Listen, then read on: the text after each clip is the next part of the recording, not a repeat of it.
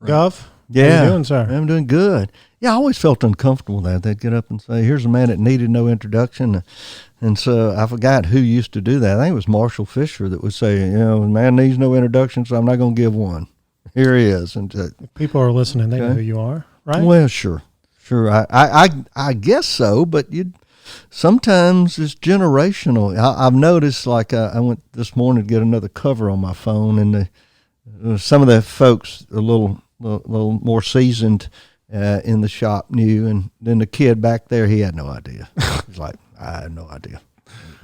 Well, how's retirement from public life? Good. Yeah, from public life. Glad you know that. So, you feel the space that you have when you're an A-type personality. Yeah. So I just couldn't help it, and got the firm going. It's doing great, busier than I ever imagined or was told that was going to be. They gave me the idea that I could just sort of be this senior advisor kind of guy, and it's been busy. And, the farm, so 1,500 pine trees, one of them seems to be dying at any given moment. You got to get out there and do that, and cutting grass, and which I love. I love all of that. And then now 4 grandchildren, so we mix a little bit of that in, and it's busy.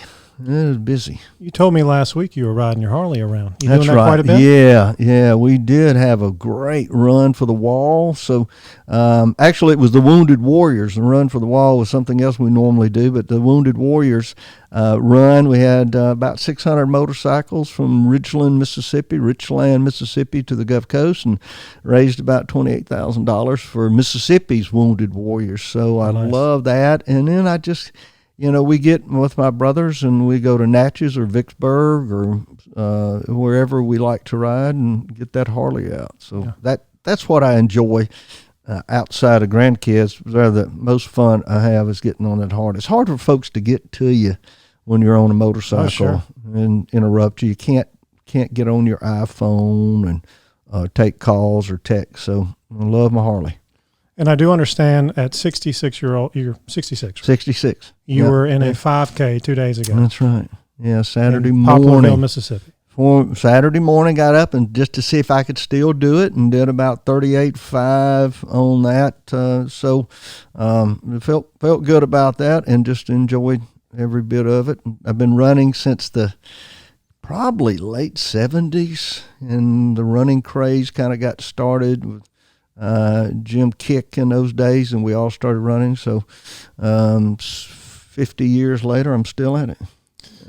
I ran that race, I think it was 3 years ago was the last time I did it. It's it was hot brutal. and uphill. Uphill, just constant incline. I don't feel know. like you're going to die at any moment. I don't know how they found something that had no downhill to it. But yeah, that's why the people say, how's that run? It's hot and uphill and a heat the index entire way. Yeah. So, when you finish that thing, you're ready for some blueberry pancakes. Right. That's the only good thing about it. I'm like, I'm going to get pancakes when I get through here. So people listening know who you are, mm-hmm. but they might not know the whole story right now. Like, so how does a guy not, from Moorhead, Mississippi, become governor, meet all these, just prestigious people across the world, travel the world? How does that take place? Tell us a story a little bit about it is amazing, and I think the good Lord has a hand in these things. I don't think he came out like he did David and said, I'm going to make sure Phil Bryant's governor, but I think he said, I'm not going to get in the way, and I'm going to encourage folks around him to help, because it takes a lot of help. Nothing worth doing is ever done by yourself. So I had many people involved in it. But coming from Sunflower County, a little Moorhead, Mississippi, which I still love, and I had an opportunity to go back and visit from time to time, and hopefully get to ride my Harley up there one day soon. But my dad was a World War II vet, a CB, and fought in the South Pacific. So that's him. Yeah, that's a photograph of him as a 17-year-old out of Sullivan's Hollow in Mize, Mississippi. Okay. Came home after the war, met my mother at a USO dance. They got married less than a month later. I didn't find that out until their 50th anniversary, and I started kind of putting it together, and found out that they knew each other about 3 weeks before they got married. My mother said, don't tell anybody that. And I said, Mom, y'all been married 50 years. I think you're okay. It's going to be all right. But so he always talked about his pride for the country, how that World War had just such an effect on his life, and told us how lucky we were to be able to live in this country and not have to go off and fight wars. And so we had that sense of patriotism, of loving this country, a wonderful mother who came from the Mississippi Delta. And so we had a good support, two older brothers who would, those two older brothers would put character in your life because you had to survive. Big older brothers. Big older brothers. Yeah. I'm sort of the small one in the family. So, but I grew up hoping to try to make a difference. I always wanted to be in law enforcement. Most people said they didn't know what they wanted to do when they were a kid. I knew exactly. I guess the first time I ever saw one of the marshals in the center of the street protecting the town from the bad guys, I thought, that's the guy I want to be. I want to be that high noon guy. I want to be that John Wayne guy that's out there fighting the bad guys. And so I always want to be in law enforcement. I had a great opportunity to do that in the 1970s after coming out of Hines Community College and being a deputy sheriff and going through DEA training. Most folks don't realize I did undercover narcotics work, and in about a year and a half of that, a lot of homicide work. Spent 16 years doing fire and arson investigations.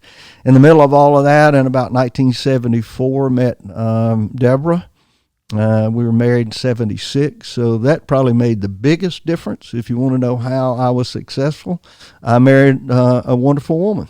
Married someone that said, you need to quit thinking about just being that, outlaw cop, hoodlum, riding motorcycles. There's a kind of a sort of an outlaw image of some guys in the law enforcement. In those days, it was sort of the guys that worked undercover narcotics cases and Serpico movies. So only older people remember that. I have no idea what that is. Yeah, I know. He was kind of a wild law enforcement guy. And you had a lot of those maverick detective shows, and so we thought, I'm going to be one of those maverick detectives. And then Deborah came along and said, you need to settle down and think about, the rest of your life. And we went through law enforcement. And in 1986, I had a great opportunity. I was in the JCs, the Junior Chamber of Commerce in those days. And I was fortunate enough, friends of mine were in the JCs, still friends of mine, and I keep in contact with them to this day. And once a year, they would select someone from each state to go and meet the president. And I was selected to go from Mississippi to represent Mississippi in what was then an annual conference, of leadership conference in Washington, D.C. And I met Ronald Reagan in the White House, and I think that was April of 1986, and came home inspired. And just as you can imagine, standing there in the Roosevelt Room with Ronald Reagan, hearing him talk about the shining city on a hill and staying the course was something that I had never dreamed would be possible. And I thought, I can't waste that moment just can't come and go. I've got to try to use that to help my community, to help my state and my country. And so I ran for public office. Luckily, I got beat the first time because I ran for county supervisors. And, that's right, yeah. And if I hadn't gotten beat, I might have still been the president of the Rankin County Board of Supervisors. Sure. But and then the team that was on the other side came on my side the next year in a special election, or election for the House of Representatives, and I was elected there in 1991 to take office in 92. And there was a guy elected governor called Kirk Fordyce. He was a very good friend of mine. We campaigned together and worked together. He was the first Republican governor elected since Reconstruction.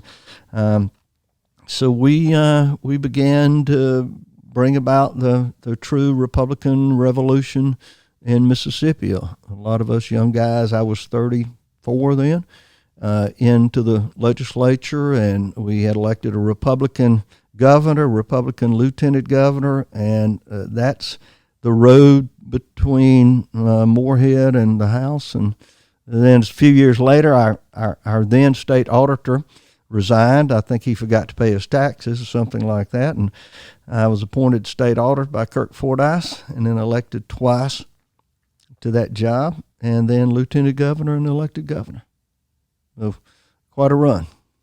as governor, you've obviously met some very interesting people.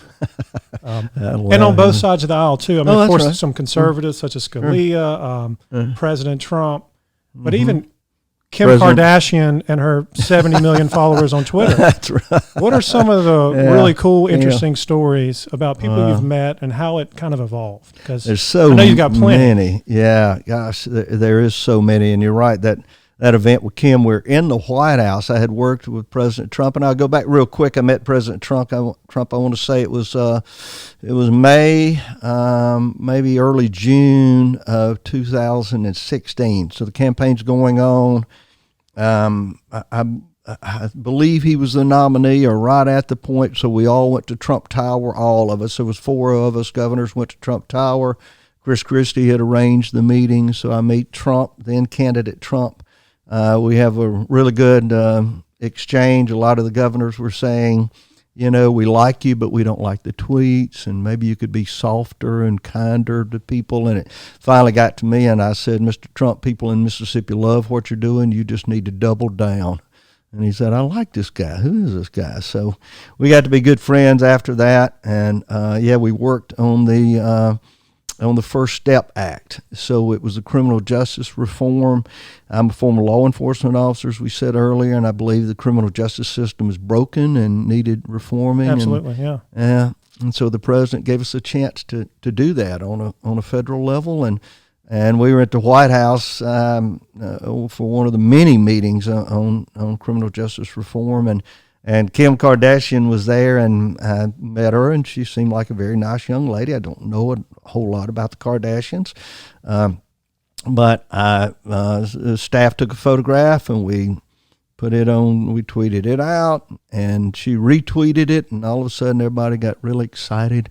Like, do you know what just happened? I had no idea what just happened. Kim Kardashian retweeted your photograph with her, and I said, well, she's a very nice young lady. And they said, no, she got like 70 million people. Yeah.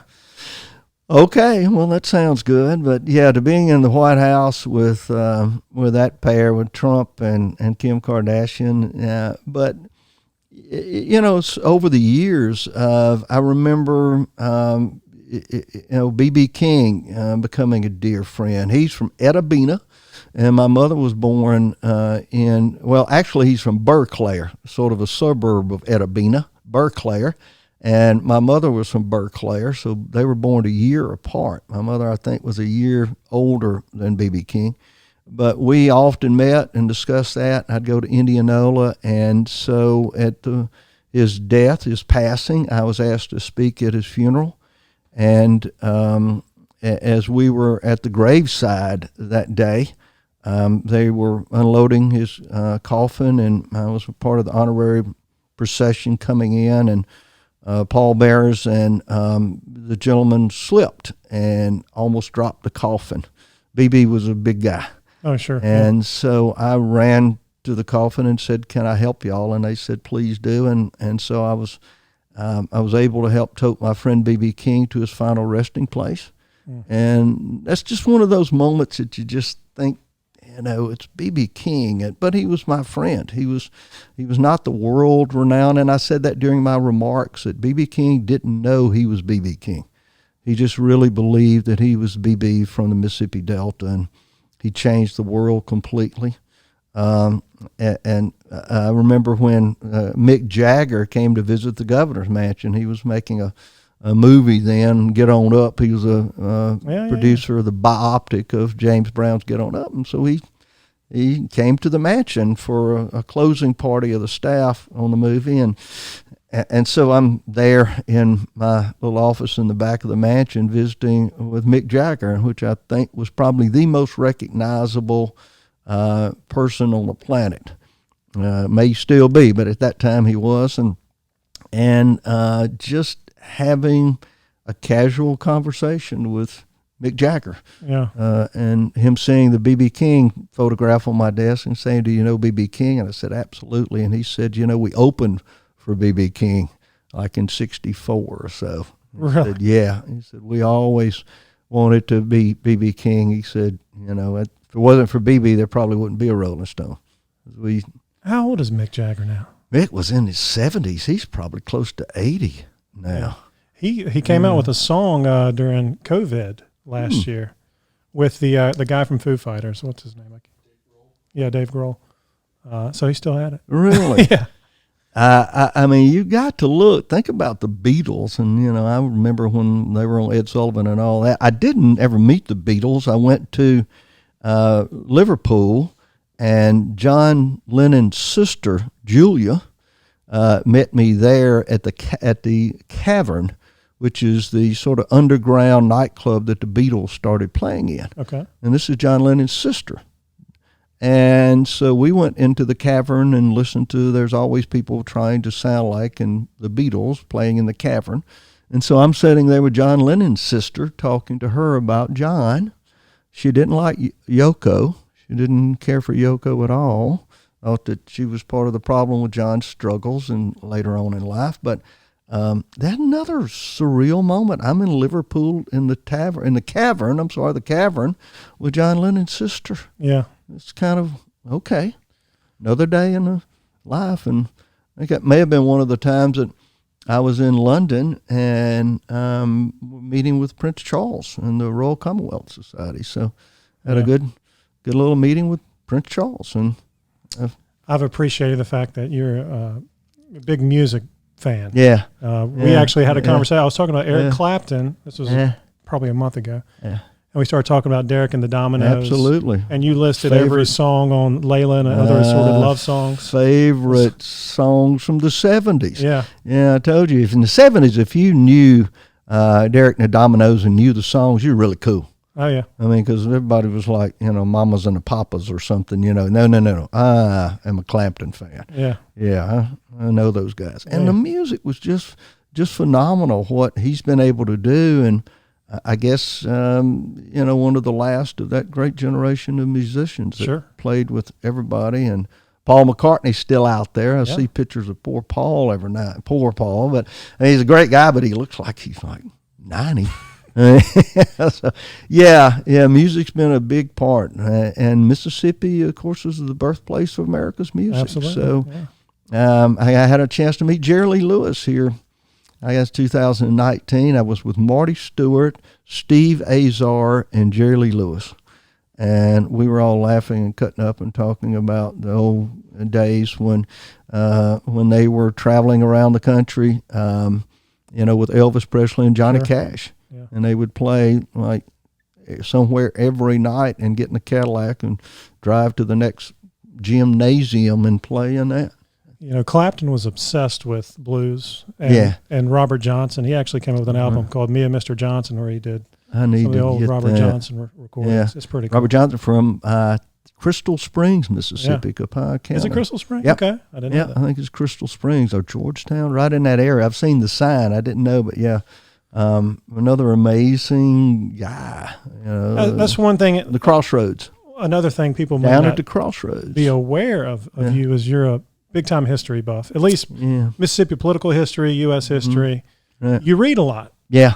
And I've heard you tell several stories about just things no one really knows about. Like, what are some of the most interesting stories, at least from Mississippi political history, that you can think of? Well, I mean, I love to go back and look at when presidents came to Mississippi. I'm a big Theodore Roosevelt fan. You see the drawing. This is the engraving of the copper of TR that was in post offices and government buildings, and it's signed by the president, Theodore Roosevelt, and by the artist. So, TR came here several times. He came to the opening of the new Capitol in 1903, and I think it was 04, about that time, like 03, 04, and made his way to the Delta to go bear hunting.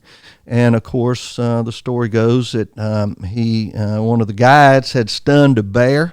He did. The true story is because the bear's skull's still in the archives of history, so they're at Onward, Mississippi. Holt Collier, who the president called probably the greatest hunter in North America, a former slave from Mississippi, stuns a black bear with his rifle butt, and then brings the president over to shoot it, and the president would not. And The story went out then from New York Times how the president refused to shoot this bear in the Mississippi Delta, and a lady in New York fashioned a little small bear out of materials and put buttons in the eyes, and everyone called it the teddy bear. So the teddy bear began with a bear hunt in Onward, Mississippi, led by a former slave, Holt Collier, and President Theodore Roosevelt. So it's something that a lot of people just don't know what. Roosevelt came back again, I think in 1907, was at the governor's mansion where I'd lived for 8 years, spoke to the Andrew Jackson Boy Scout troop off the front steps of the mansion, went to visit the Methodist minister down the street, and spoke at the hotel there on Capitol Street. Got back on the train. And this is unusual because thousands of people came to the train station to see him in Jackson, Mississippi. This is a Republican. And in 1907, not many Republicans were even allowed to come into the state. It was not long after the Civil War and radical Reconstruction, so there wasn't a very popular sentiment about the party of Lincoln still in Mississippi, but TR was welcomed so warmly, and just a testament to his ability to relate to the people of the state of Mississippi. And not many people know I actually went hunting for hogs, wild hog hunting, with his great-great-grandson a few years ago, Theodore Roosevelt's grandson. So the TR relationship in Mississippi is one that's fairly amazing that people just don't know about. That's an old one. I think back to that Kirk Fordyce election. I mean, there was Ray Mabus in 1990 and 91 as governor, this young, charismatic Democrat that many thought would be president of the United States. They either thought it was going to be him or this guy named Bill Clinton in Arkansas. And Ray's plan was to get reelected in 1991 and then run for president. And he and Bill were working out that deal. And a contractor, an engineer and a guy that built bridges, so he's just not this old boy with a lunchbox, but a brilliant engineer and contractor named Kirk Fordyce runs in 91 as a Republican, and by some remarkable fate is elected governor of the state of Mississippi. Shocked the Ray Mabus, shocked the New York Times, shocked then a new beginning of the political coverage of CNN. And that was a turning point, not since the Civil War, not since an appointment of a Republican governor by then President Johnston had we had a Republican governor in Mississippi. And Kirk Fordyce figured out that he needed to go to Rankin County and Madison County and DeSoto County and Jackson County to get those votes during the primary. And he did so, and then was able to defeat a sitting Democratic governor who all the rest of the country thought was their up-and-coming star. So that's a little piece of political history that still stands the test of time for an amazing moment. There's a ton of it, and you're involved in some of it too, or at least I remember. I remember when you were lieutenant governor, and you kind of helped the trajectory of the Republican and Democratic parties in the state, and it had to do with redistricting. Absolutely. And that was a huge fight that a lot of people don't really realize changed the outcome, at least on the local level, particularly with districts in the state. It did, in 2011. So the way it went is, in those days, the House and Senate, House representatives and the senators would get together and they would say, you in the House, redraw your districts. So what is the lines going to look like for 122 members? Well, everyone would draw it to their benefit, and they would gerrymander those districts, and particularly then Billy McCoy, who was a friend of mine, Speaker of the House, but he was doing what every Democratic speaker would do. He was trying to make sure that he gerrymandered the district so the Democrats would have more votes and therefore elect a Democratic speaker. It came over to the Senate, and we have to approve it. The Senate had to approve the House. House had to approve the Senate. And in those days, it was this sort of good old boy agreement that you approve ours and we'll approve yours. Well, I looked at the map and I said, we're not going to do that because it's just been gerrymandered.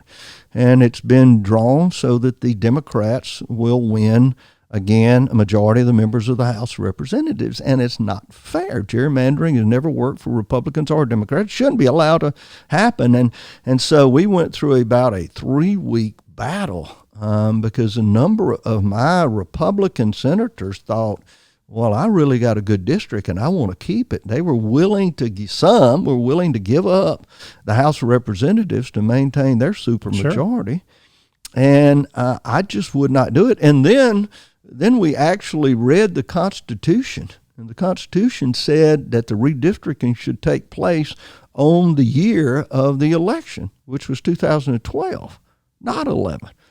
And so when I read that, I said, of course, we're not going to do this until 12. The reason the legislature did it is so that they could have an advantage on election year. It's an incumbent insurance policy, right? That's right. You get to stay That's right. Yeah, so sure. Incumbents were creating their own districts. And so that was a huge battle.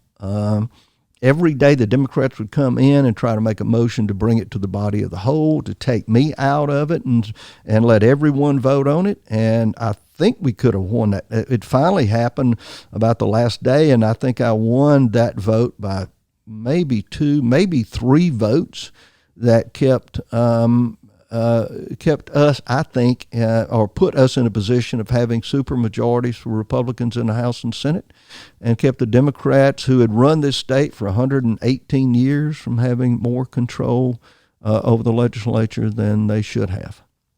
Also, public education. I know you did third grade reading gate. There was a lot of things you did. Yeah, jobs for American graduates. And that's something that we helped redefine. I like to believe that we did with a lot of help.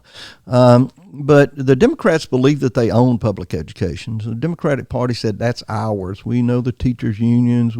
Superintendents are a lot of times are democratically elected. We elected more superintendents in Mississippi than almost the entire rest of the nation. It's a bad idea to elect superintendents, and we were able to change that law and stop that because, elected school superintendent in a county usually hires a lot more people than they need to because they need the votes and they think politically rather than just outcome based. And so we did away with elected superintendents. That was a big help. We said something pretty radical. We said you can't be socially promoted to the 4th grade without reading on the 3rd grade level. And oh my goodness, the world came apart. They thought, it's just going to destroy these children's self-esteem. But last year, and I think beginning in 2019, the 4th graders in Mississippi led the nation in growth in reading. So our 4th graders paced every other state for the advancement in reading. We went from about, I think when I was governor, 58% were reading at a proficiency level on the 3rd grade level, about 58, to almost 80% of those kids reading on a proficiency level for the 3rd grade. We just had to stop and say, whatever else you're doing, stop all of that until we teach these children to read. We put $100 million, I think, into reading coaches to help not only students, but more importantly, teachers learn how to teach children to read.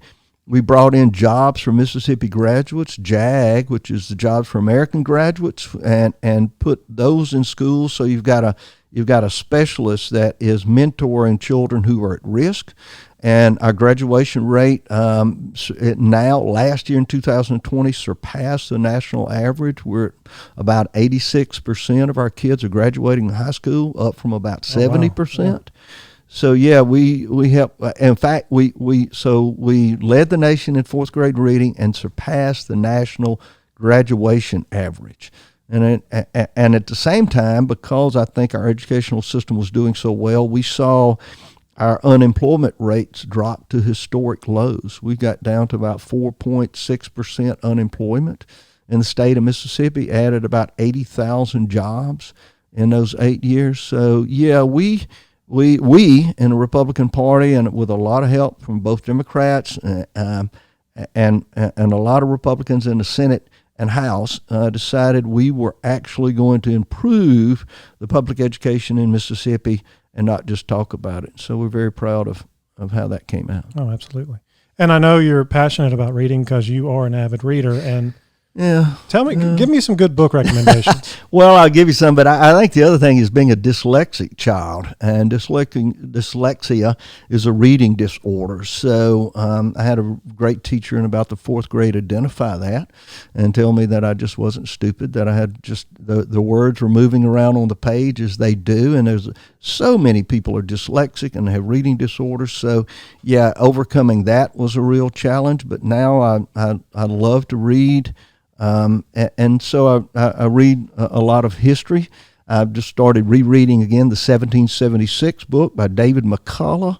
Yeah, if you want to read a book about the founding of America and really go behind the scenes of what happened, this was a revolution. I mean, men would have to come home and tell their wives, I am going to take the musket down from over the fireplace and go fight the most powerful military force on the earth, the British Army. And for independence, so that we might have a free nation.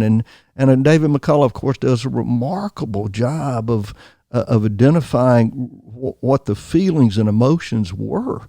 It wasn't as just if it was a movie that you had 2 hours. The Patriot's a great movie, a Mel Gibson movie, but that, it gives you a little flavor of it. But to go behind the scenes and really see, I would recommend that River of Doubt. And of course, again, I'm a big TR fan, but it's about Theodore Roosevelt. That's Candace Millard, who's the author of that. Yeah, Candace Millard, a wonderful female author, but wrote about the TR going into the Amazon to help map one of the tributaries of the Amazon River. Almost died. In fact, they thought he was dead. They were talking about how to try to get his body out, and they realized he still was alive. And but yeah, TR went down in that river of doubt, and it is just reflective of.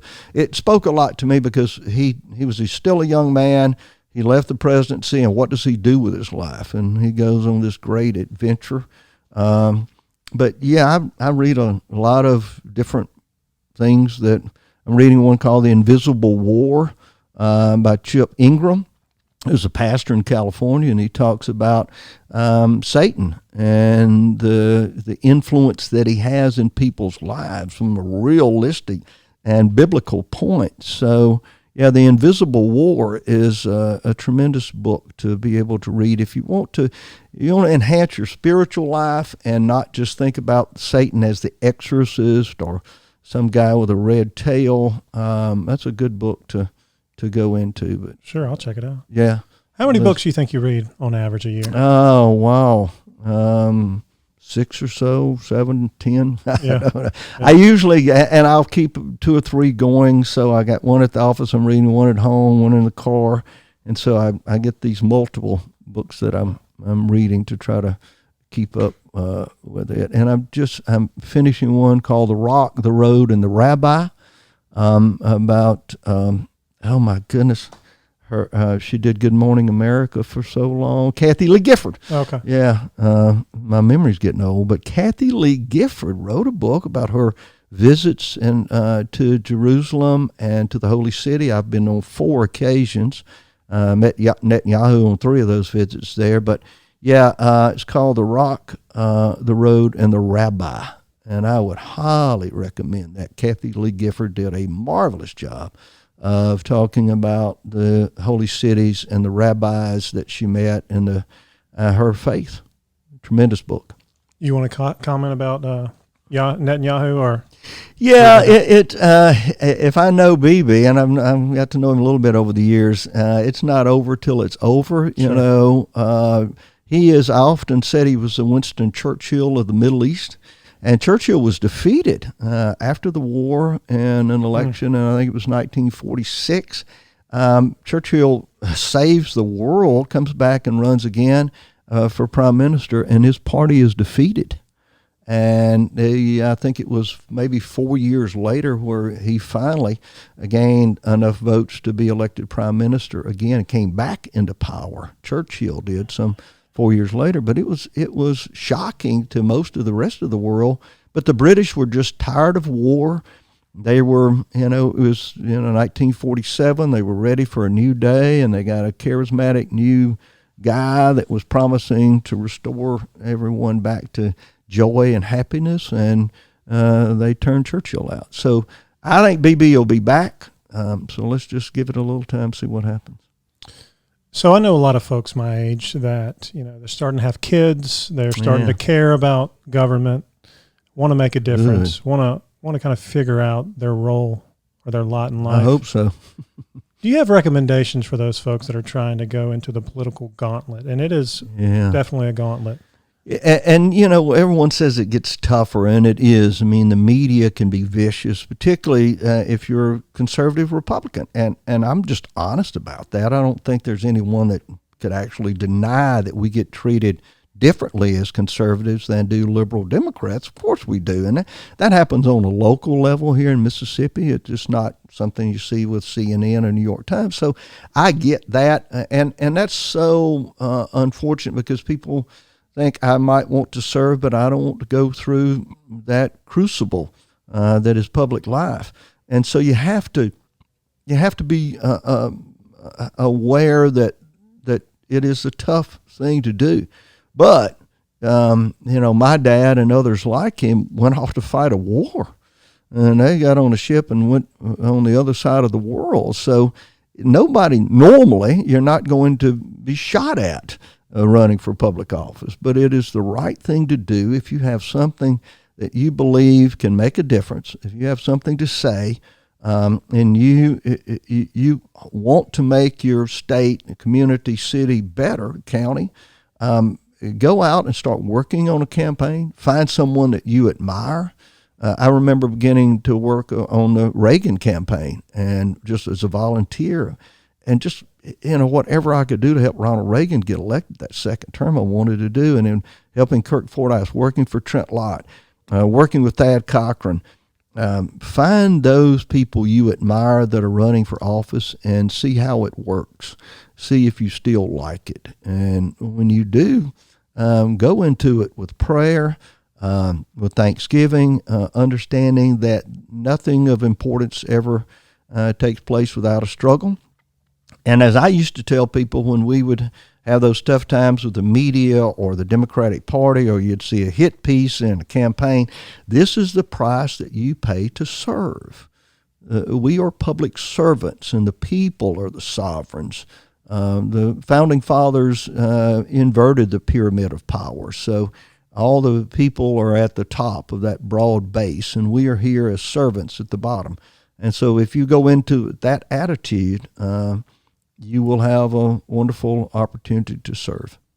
So what can your audience expect in the future from this podcast? One of the things I'd like to do is bring in some friends that I have around the state, maybe outside of the state, to encourage the people who are viewing this to realize Mississippi has tremendous talent, a bright future. And that could be some political figures, some in the athletic world, but to share this with some friends that I think a lot of people will be surprised to hear what they have to say about Mississippi and how they love it as much as we do.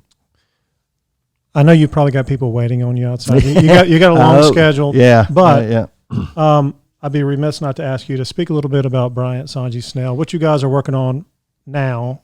What I saw again is traveling around the nation and around the world, most of the larger states, Florida, Texas, Tennessee, Kentucky, even Kentucky, but they had companies that did site selecting, that did economic development. So they encouraged people to come to their state, or they worked around the Southeast. And I thought that's a really good idea. Mississippi needs as many companies as we can, encouraging people to come here, working with people as we do, like Ingalls, who has built 70% of the warships now, surface combat vessels sailing today for the United States Navy, made in Pascagoula, Mississippi. Helping work with Motorola with our police forces just now, bringing in Marshall Fisher, who was the head of the Department of Public Safety. We have been blessed, and and a lot of people will say, "Well, you're lobbying." I don't lobby. I do work on occasion with our United States senators and House members and congressmen for the benefit of the state. But most of ours is how can we advise your company to get past the struggles of government inefficiency? Or how can we find you a location to build your plant here in Mississippi or elsewhere in the state? So it's an economic development firm, something that I enjoyed a great deal when I was governor, bringing jobs and creating more opportunity in Mississippi, and we're doing that, and we're doing so mainly across the Southeast, and we've got some international partners. I'll be speaking in Dubai and in Jerusalem this November at leadership conferences there. So we help continue. Tomorrow I'll be meeting with the Consul General of Mexico, again expanding our international footprint. So much for retirement, huh? Yeah, that's right. That's right. So much for that. But it's been a blessing. Governor, I appreciate it very much. Thank you, sir. Thank you for your time. Great platform here. BryantSanji Snail.com. BryantSanji Snail.com.